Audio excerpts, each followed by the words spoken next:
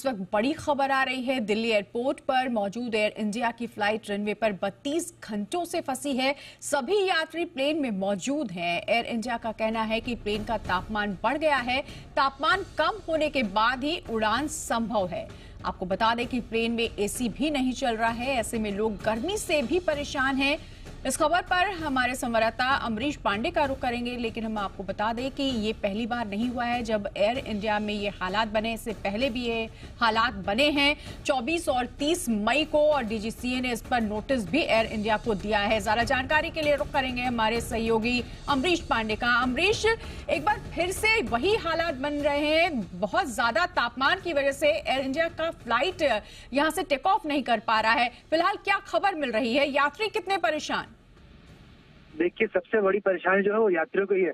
विमान है, तकनीकी खराबियां आ सकती हैं कि उस तकनीकी खराबी की वजह से कोई विमान 2 दिन लेट हो जाए, कोई विमान बार बार उसमें यात्रियों को बोर्ड करता रहे, उसके बाद उनको डी बोर्ड करता रहे और एयर इंडिया से कोई उनको संतोषजनक जवाब नहीं मिले।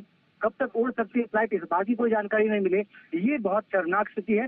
इसी बात को ध्यान में रखते हुए डीजीसीए और विमानन मंत्रालय ने नोटिस भी भेजा है एयर इंडिया को। अगर इस विशेष फ्लाइट की बात करते हैं तो कल इस फ्लाइट का शेड्यूल टाइम था 3:20 का, जो कि दिल्ली से उड़ान भरना था सैन फ्रांसिस्को के लिए।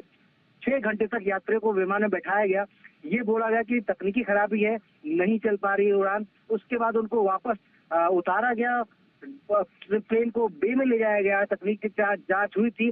आज इसको 11 बजे शेड्यूल किया गया था, 2:30 बजे शेड्यूल किया गया था, और अभी तक ये उड़ान टेक ऑफ नहीं कर पाई है। अभी भी जो वजह बताई जा रही है वो यही है कि एसी काम नहीं कर रहा है। साथ साथ एक और समस्या आई है जो कि पे लोड की है, यानी कि विमान में वजन ज्यादा है और वो विमान जो है इस वजन के साथ यात्रा नहीं कर रहा था। यानी कि कुछ यात्रियों को उतारना पड़ेगा, कुछ सामान उतारना पड़ेगा, तब जाकर कहीं इस यात्रा संभव हो सकती है।